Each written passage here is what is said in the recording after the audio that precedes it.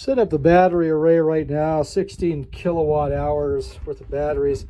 By doing it this way, by actually mounting it, doing all the hardware yourself, putting the brackets on, it comes down to about $100 per kilowatt hour, which is just the best deal you can find anywhere.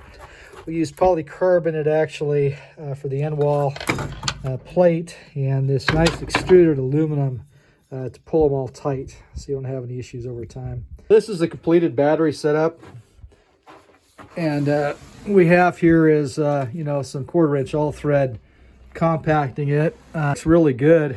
The polycarbonate looks very professional.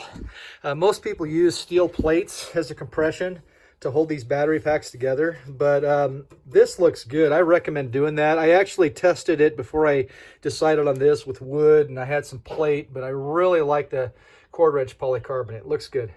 The challenge on this was the BMS back here. So the BMS, it's not in its final layout, but we tested it, everything worked okay. But the BMS was a challenge. It's $120, but figuring out the wiring on all this proved difficult. And that's where a forum came into play. And actually, my supplier that sold this to me helped me with that to figure all that out. Inverter is actually going to be here. It'll be a really nice battery room that'll keep the batteries above freezing in the winter. I'll put some more polycarbonate around it to insulate it. I did start by insulating that north wall with some polyisocyanurate.